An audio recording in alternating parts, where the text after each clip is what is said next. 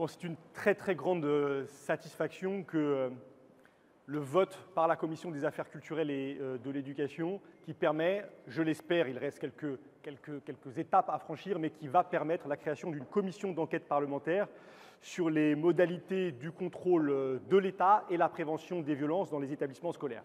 C'est une victoire pour les victimes.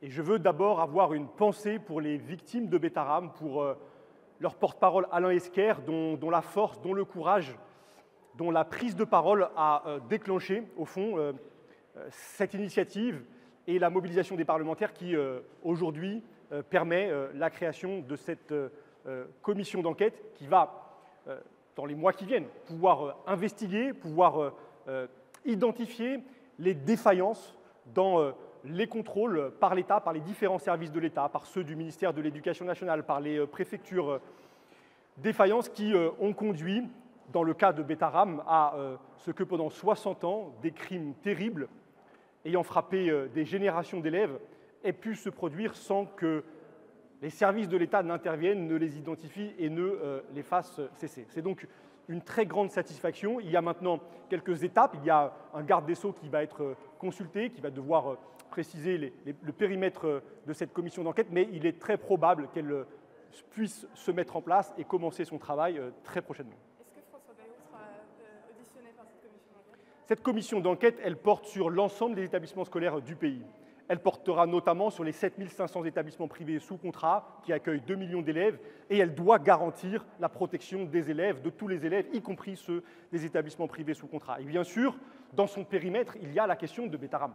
Il y a la question des défaillances, il y a la question d'un rapport de l'inspection qui a été commandé en 1996, un rapport qui pose aujourd'hui question, avec l'inspecteur qui déclare ce matin lui-même, au fond, un certain nombre de doutes quant aux conditions dans lesquelles il a élaboré ce rapport. Se poseront les questions de ce qui a été fait ou de ce qui n'a pas été fait de ce rapport, mais aussi d'autres rapports. Je veux dire que dans d'autres établissements, je pense au collège Stanislas, un rapport de l'inspection générale a été rendu, des recommandations ont été formulées, certaines mises en œuvre. Où en est-on?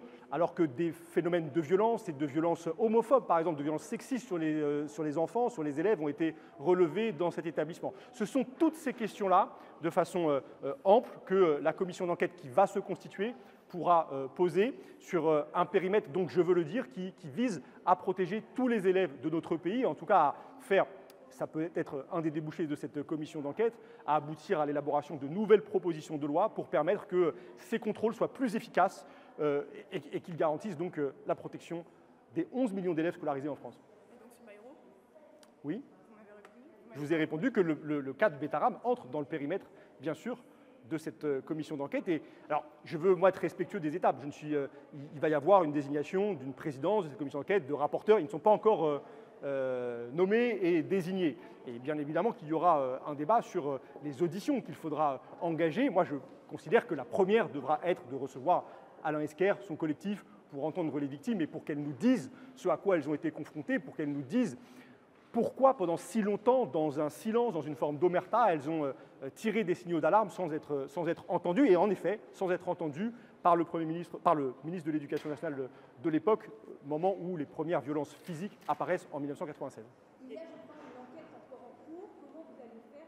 Parce que voilà, c'est compliqué quand il y a des enquêtes en cours de travailler sur une petite enquête. Bien sûr, la commission d'enquête ne peut pas ni se substituer, ni empiéter sur une procédure judiciaire en cours. Il y a en effet 112 plaintes aujourd'hui déposées dans l'affaire Betaram et la justice doit cheminer de façon parfaitement indépendante. Mais la commission d'enquête que l'Assemblée est en train de constituer, elle ne porte pas sur l'identification des agresseurs, des pédocriminels. Elle ne vise pas à, au fond, organiser ce qui serait un simulacre de procès. Elle s'intéresse aux modalités de contrôle par les services de l'État de ces établissements scolaires, de façon à ce que nous comprenions pourquoi des faits de violence, des violences physiques, des violences sexuelles, des violences psychologiques, tous faits de violence peuvent être pendant si longtemps commis sans qu'aucun service ne les détecte et ne permette de les faire cesser. Donc je veux le dire, le périmètre de la commission d'enquête parlementaire qui est en train de se constituer est parfaitement distinct de la procédure judiciaire en cours autour de l'affaire Betaram.